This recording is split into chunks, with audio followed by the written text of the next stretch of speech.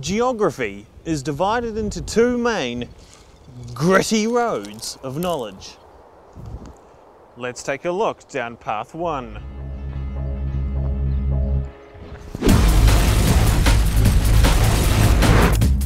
Physical geography. Physical geography looks at the environmental processes that shape the natural landscape. This includes a number of ologies, such as climatology, geomorphology, and glaciology. So let's take a closer look at some of these specific topics of physical geography.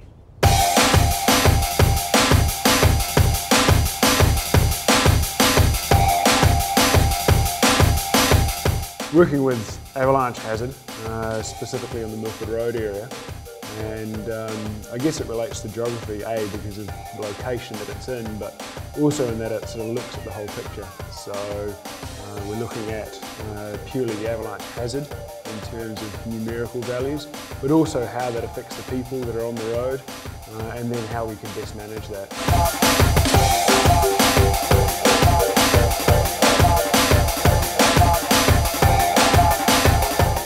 Consultant for my other job, and so as part of that consultancy I do a lot of research involving lakeshore management, lakeshore processes, and also at the moment I'm working very busily on wakes from ferry vessels in the Marlborough Sounds.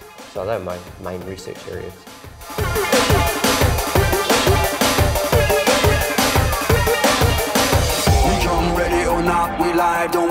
Yep, well, depending on who you ask, everyone's got a different idea on what GIS is and how it sort of sits in geography. I sort of see it as integral to geography. It's a bit of a, some people would call it a tool, some people would call it a science. I'm sort of halfway in the middle there. I see it as being really useful for all geography students to use as part of the larger sort of scale of things, so maybe using it for coastal geography or for a climatology, those sort of things. I think GIS fits in to all aspects of geography, both physical and human. Let's take a look down path 2.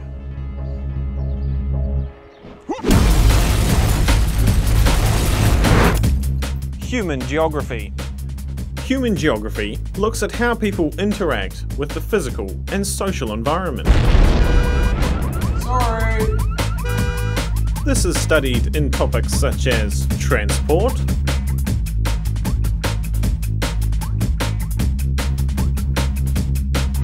social inequalities, and health. Alright, enough chatter.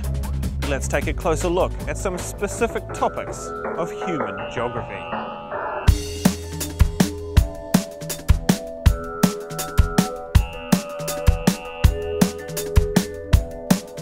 Sure. Right now I have a research project at the treaty grounds at Waitangi looking at the contested landscape and how different groups are using it to voice their own opinions about Maori politics.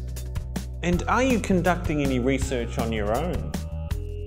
Geography is all based in places, individual places, and here within New Zealand the Maori community has a strong connection to place, and so I'm doing some research looking at how that plays out in modern New Zealand.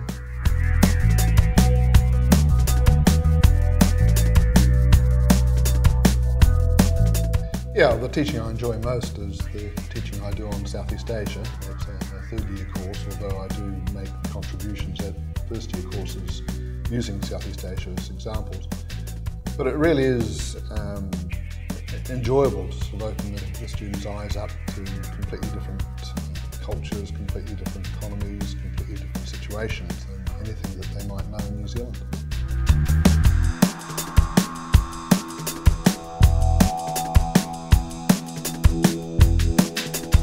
The only thing I ever knew about geography before I started actually working with them was that course that everyone took at high school who weren't very good at sciences, or was my perception of geography, but it's, in actual fact it's quite different.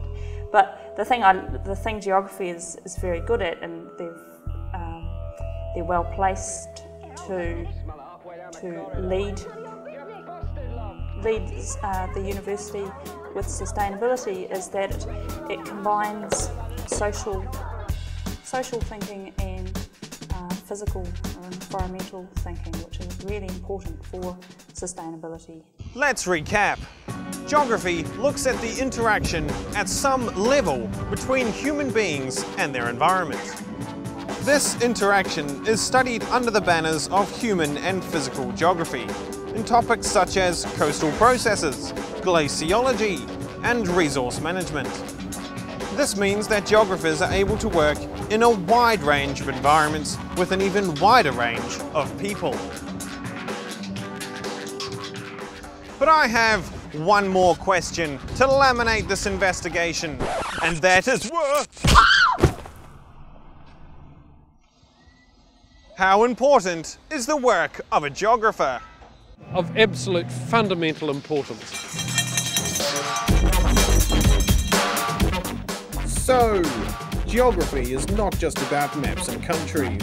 It's also a very complex subject that provides many opportunities for you in the future. Geography makes the world your playground, so get into